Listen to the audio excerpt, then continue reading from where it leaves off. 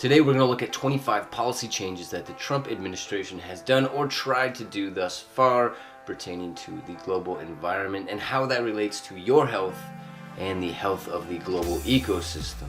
And as is the verbiage of the current generation, it is time to get woke.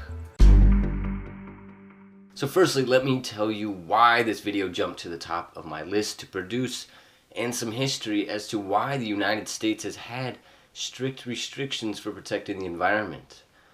And it began a few weeks ago when I was having a discussion with one of my patrons, and we were talking about how environmental issues in the US are much more polarized and less bipartisan than they were when, say, Bush was campaigning in the late 80s promoting environmental stewardship. Yes, not many years back, as some of you older viewers probably remember, Republicans and Democrats were in much more agreement about seeking remedies to our anthropogenic injustices to nature. And then the Tea Party happened and the Trump administration, and that gap on environmental issues really started to widen. So that patron and I began discussing how the Environmental Protection Agency, the EPA, is now under assault by the Trump administration and what vulnerabilities that will cause to our health, the health of our children, and the health of the ecosystem here in the United States, but also across the globe. And I wasn't around in 1970 when the EPA was formed, but again, I'm sure some of you older viewers remember the absolutely deplorable conditions of our rivers, our cities, our lands before the EPA was imposing these federal restrictions on individual polluters that not only protected our health and the health of the environment, but it also protected companies because they were liable for all of these people getting sick and dying. I remember my father telling me about the Cuyahoga River catching fire in 1969. A river that was so polluted with oil and toxic waste and sewage that it caught fire around a dozen times before that. The Cuyahoga River, as it reaches Lake Erie after a 100-mile twisting and turning journey from its headwaters, is an exhausted stream, abused and misused by man and his machines. And my grandmother, who spent the last 50 years living next to the Potomac River, right next to DC, told me that that river was so polluted from sewage as well as agricultural and mining waste that it smelled horrible and it couldn't even sustain healthy fish populations. The Clean Water Act of 1972 is the reason why we don't hear about our rivers catching fire anymore, and why the Potomac River is now no longer considered, as former President Lyndon Johnson said, a national disgrace. Los Angeles used to have smog so bad it was notorious. It was the most polluted basin in the United States. And our air became cleaner under the Clean Air Act and the newly founded EPA that was consolidating federal enforcements for protecting the environment. And a recent study done on millennials who grew up in Southern California, that's my generation, people born in the late 80s to early 90s, this study showed that these millennials were 50% less likely to have developed a serious lung deficit compared to those people who grew up in the late 90s. Now that is a strong parallel between cleaner air and healthier lungs. So if you're a millennial and you do not have a serious lung deficit, there is a chance that the EPA and the Clean Air Act are to thank. And now we have a Trump administration that is working very hard to dismantle and gut the EPA, an organization that has been restoring a healthier environment and saving our lives. So as that conversation with my patron progressed, we began wondering how this dismantling of the EPA and what dire ramifications that will cause to our health and the health of our children. And eventually I was asked, do you think Donald Trump hates nature? And of course that question is hyperbolic, but it did have me wondering, does Donald Trump have any genuine concern for nature? Where here I suppose we would have to define nature as the global environment, including the entire ecosystem and all of its living inhabitants. But Trump has said, and I quote, "As someone who cares deeply about the environment, which I do, well, that does seem reassuring, but if there's one thing we've learned about Donald Trump thus far, is that he has a proclivity for lying, for spewing falsified information to please a crowd or even cause an uproar. The Washington Post fact checker has generously been keeping track of all of these falsities, and I suggest you check that out sometime, as well as National Geographic's timeline on how Trump is affecting policies regarding science and the environment. I will put those links down below. And when it comes to Trump, environmental issues just seem to get lost amongst the tantrum of tweets, the alleged affairs, the overt sexism. You can do anything. Whatever you want. Grab them by the pussy. The mental competencies, and the plethora of other issues. And even though all of that should be addressed with fair criticism and reaction, I believe that the state of our global ecosystem, our environment, should not be ignored. It should not be sidelined. This is a priority issue. It is the priority issue, considering the existential dependencies of all of our lives and the lives of millions of other species. Okay, let's take a look at these 25 policy changes, good and bad, and you can decide for yourself whether or not Trump and his administration are trying to grab Mother Nature by the pussy. Hey there, I am Koaw of Koaw Nature, where we are spreading knowledge about nature, science, adventures in the outdoors, and of course in this episode how US politics are impacting the ecological aspects of the world that we live in. So subscribe, like, share this video, and all of that. And of course all of my sources are below, so let's get into this. In short time after Trump lost the popular vote but won the presidency, because that makes sense, right? Scientists and journalists worried the oncoming administration would delete valuable scientific data. Thus, the Environmental Data and Governance Initiative and other data refuges came into place. A later report by the EDGI shows that although governmental websites have been forced by Trump to be censored and altered when it comes to mentioning climate change, no deletions of scientific data sets have occurred. So basically, Trump and his administration are trying to censor from you what is the greatest threat that humanity has ever faced. But you're smarter than that, I know. Trump issues memoranda to hasten the constructing of the Dakota Access and Keystone XL pipelines, of which the Obama administration had previously delayed, citing its negative impacts towards our progress on climate change initiatives. In March, the Keystone XL pipeline would be approved.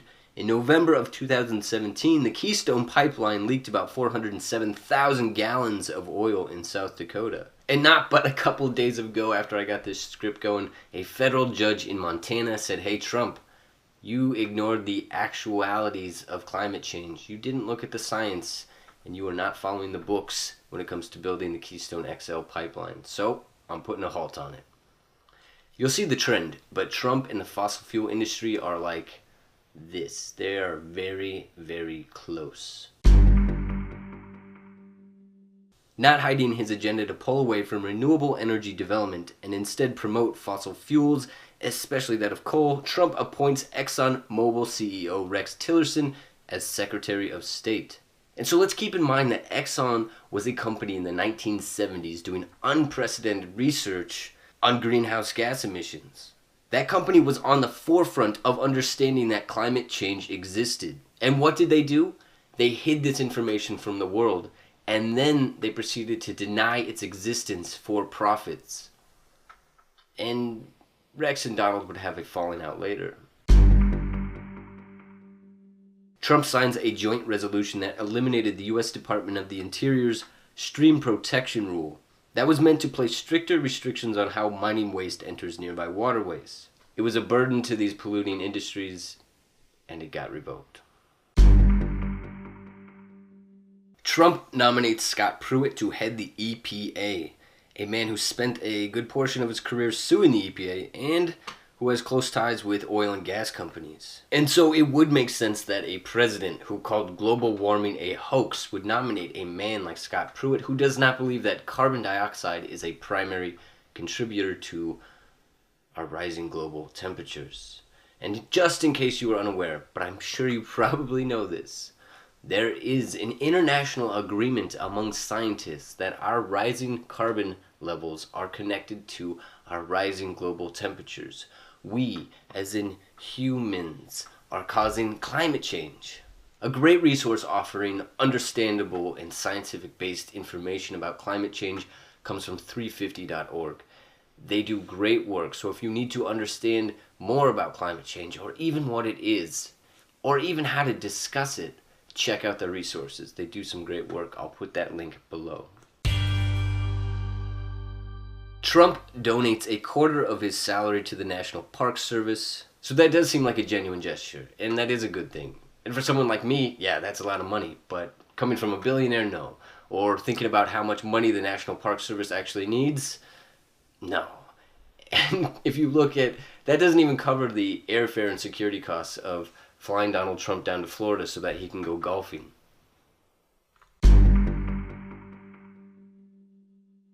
Trump announces his new budget that suggests severely cutting the funding going towards scientific research and programs that protect the environment. Under the budget plan, the EPA would receive a 31% decrease in funding, the Interior Department a 12% cut, and the Department of Energy a 6% cut. So when I see cuts like this, not only attacking scientific progress, but also directly attacking programs that protect my health, my family's health, my community's health, it hurts. But we must also keep in mind that these are proposed budgets, not actually what happens. Even what has been, before our recent election, a Republican-dominated Congress, they have been rational enough to be rejecting most of what Donald Trump and his administration have been proposing. But as I believe you have probably known before or are starting to see now, the stance of the Trump administration on environmental policies remains very conspicuous nonetheless.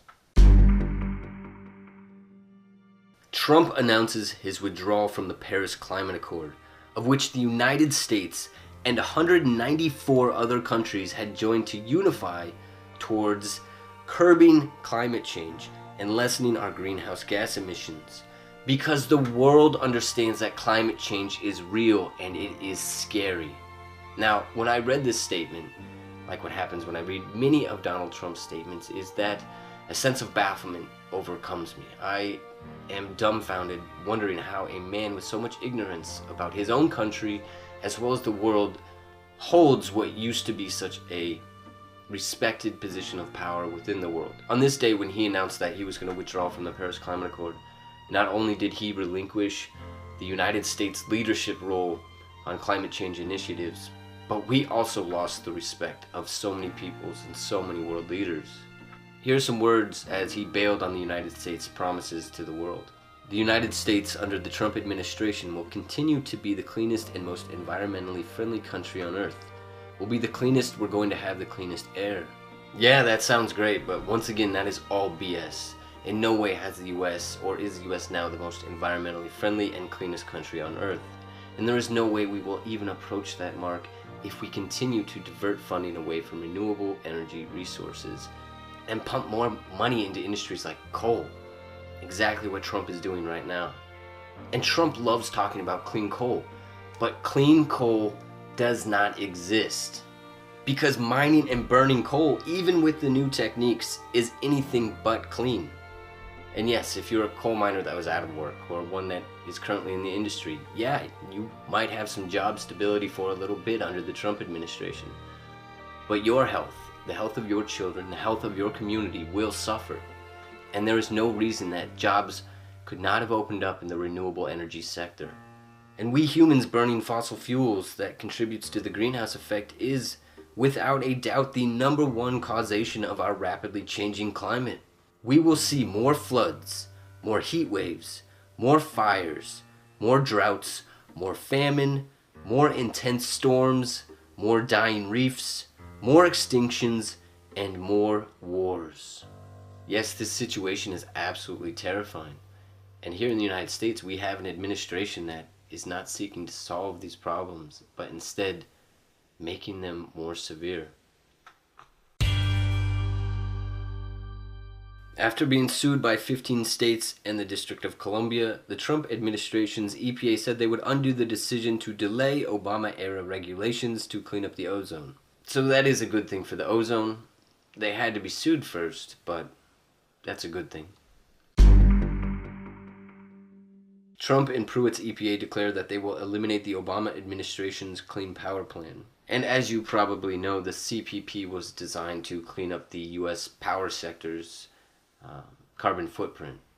And this plan, as ambitious and great as it could have been, it never really had a foothold in the first place.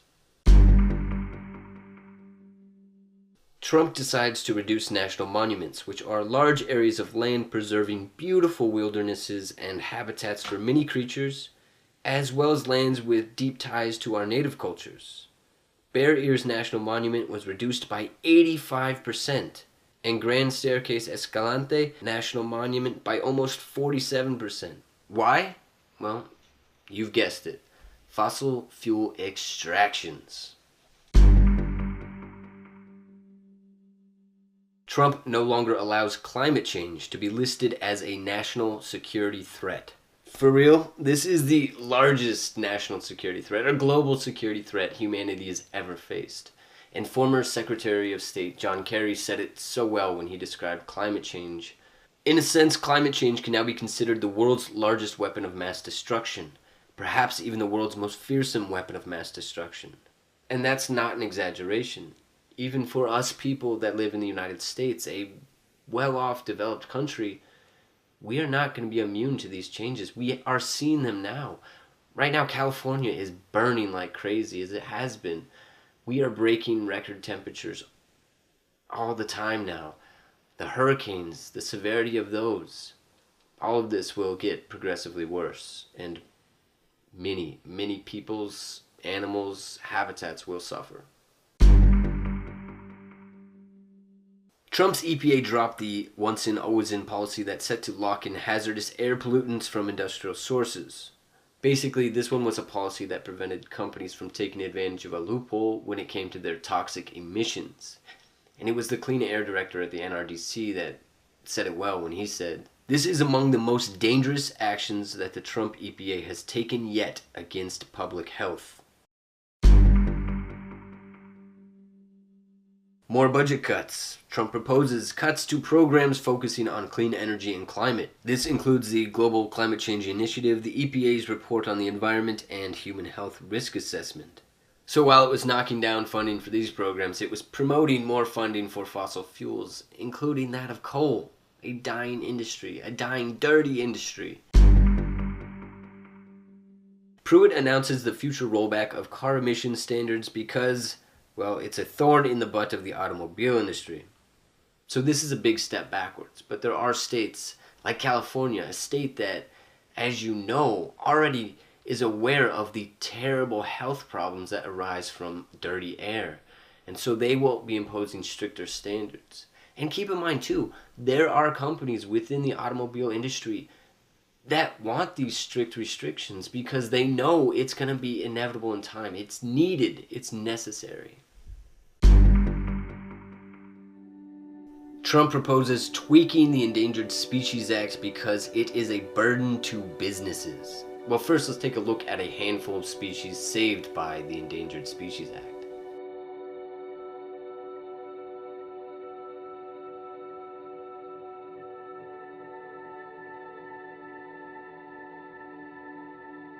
And whether or not the ESA needs clarification and updating, this is just not the administration to be doing such a thing. That is like letting a bunch of meth junkies watch over your kid's daycare center. They don't care about the kids, and all they care about is getting more money to get more dangerous chemicals to spend on hedonistic purposes. It's not a win. So let's just look at some species that the Center for Biological Diversity claims that Trump and his administration are driving extinct via their policy changes.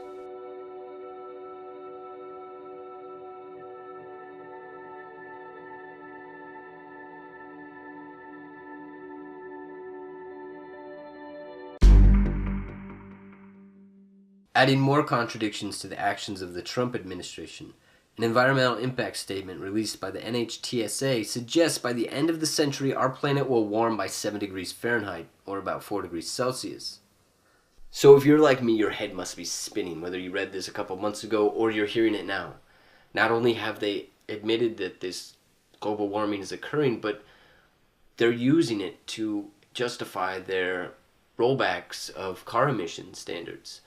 They're saying that this extreme global warming is inevitable, and any changes we make to emission standards are sort of irrelevant in the grand scheme of things. So why should we force our industries to pay more money?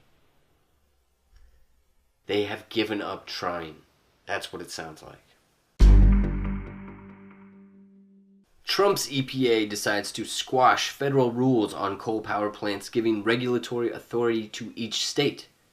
So yes, some states would indeed make even more restrictive rules on the emissions they would allow into the environment, but coal-rich states like West Virginia would lessen the rules. So this is just another example of Trump and his administration dismantling and revamping a system so that he is able to satisfy his constituents, especially those in the coal industry. And just losing the federal authority on this fragments the situation. It's messy now. It is dirty in the literal sense and figurative sense of the word. Trump's EPA reduces requirements on energy companies and their methane monitoring and mitigation. So as you probably know, methane is worse than CO2 as a greenhouse gas. That is, methane is better at trapping in heat into our atmosphere than CO2. Hi. Interior Secretary Ryan Zinke added 20 years to a ban on mining 30,000 acres of land near Yellowstone Park in Montana. That's cool, and that is a good thing. But I think Aaron Weiss of the Center for Western Priorities said it well when he said, Secretary Zinke always seems to support conservation in his home state of Montana while backing the most aggressive forms of industrial development in the other 49 states. Remember those national monuments that got slashed? Yeah. And Ryan Zinke is an oddity. Why? Well, he used to be for clean energy. He used to be for legislations addressing climate change. And then his tune shifted and he said, it's not a hoax, but it's not proven science either. Yes, Ryan, the science is there, it's quite real, and we have plenty of data to back it up. The Trump EPA says it will disband an air pollution review panel. It will be replaced by a 7-member panel with what conservationists say only has one independent researcher. Again, this is just a way that Trump is able to support his constituents in the polluting industries, and it will directly impact our health in a negative way. It's like playing a game of football, but firing all the referees except one beforehand. Amending the National Oceanic and Atmospheric Administration's Marine Debris Act, Trump signs the Save Our Seas Act that works to clean plastics from the world's ocean water. I love this act. I love the one it is amending. This is a good thing indeed, but it's not like Trump wouldn't sign it as it passed the Senate unanimously. And I love bipartisan support on issues like this, so props to both parties. Trump puts a signature on the Water Infrastructure Act of 2018, and this act will upgrade wastewater as well as systems for drinking and irrigation, as well as help organize what projects can and cannot be reasonably accomplished. I believe this act will do some good things for our health and the health of our local ecosystems here in the United States. And again, this one almost passed the Senate unanimously with a 99-1 ratio. The federally controlled Arctic will receive its first offshore oil wells. And this is just absolutely terrible. Besides the noise, water, and air pollution that will come from drilling and sea traffic, a spill, which is inevitable, will be near impossible to clean up. And apparently Trump and his administration are once again not following the books when it comes to the necessary environmental checklists required for projects like this. As Ali Harvey of the Sierra Club has said, Donald Trump and Ryan Zinke are in such a hurry to sell off the Arctic refuge for corporate profit that they're no longer even pretending that they take the legally mandated environmental reviews of this proposal seriously. I'm just glad that Organizations like the Sierra Club, Oceana, the NRDC, 350.org, and so many others are monitoring and battling, and they're out there helping save our lives, but the lives of millions of other species. And I hope that you are on the battlefield in some way or another, and there are many ways to do that. But first and foremost, it's about understanding the actualities of our world. And so that if you understand that climate change is real and it's happening, that is actually a big step. There are many people that are ignorant to this fact in the world. And if you had voted for Donald Trump and you care about the environment and you're feeling a little silly, that's okay. We make mistakes and we move on, and we always try to just better what decisions we make in the future. Finally, let's briefly discuss Trump's gigantic border wall additions that will more than likely never get constructed. A fundamental promise to his constituents during his campaign and even now. And as a biologist, when I think of a giant border wall, aside from all the other controversial topics and reasons it shouldn't be built, I think of it blocking corridors. Animals are unable to properly migrate and disseminate, and plants as well. It is terrible to have these walls for habitats. Black bear populations will become even more at risk because of interbreeding, as they can't find mates across these blocked borders. The recovery for jaguar populations in the US will be impossible. Sonoran pronghorn will struggle, and even difficulties are presented to flying creatures like the ferruginous pygmy owls.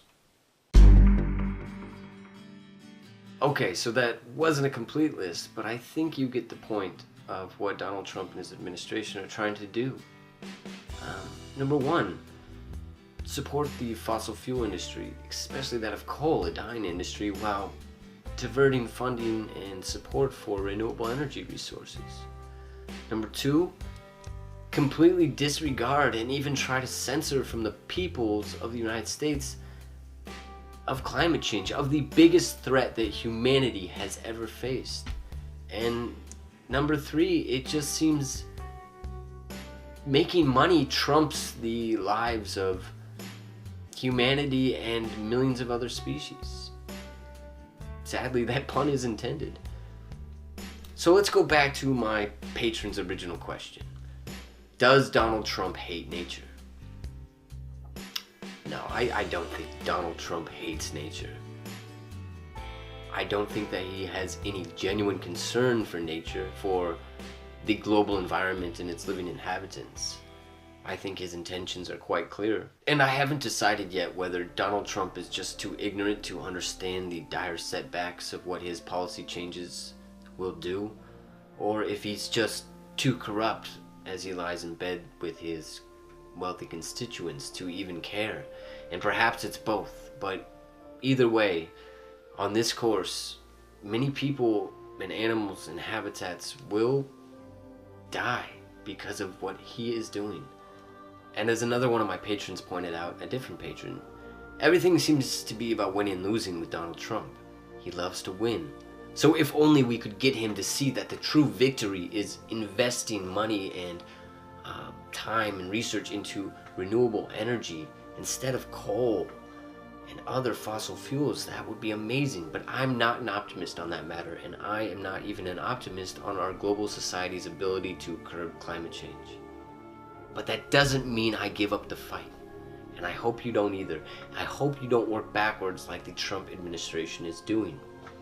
The superstorms are already here, and they're only going to get progressively worse. The next world war will not be fought over religion or political or other ideological differences. It will be a grand war over resources, as our changing climate makes life very hard. I really appreciate you watching this video, and I hope that you share it with a friend or family member or even an enemy. I think we should all be woke on these environmental issues. So you are welcome to watch another video. You could subscribe if you wish. We're a small community, but we are growing. Good night. Good day.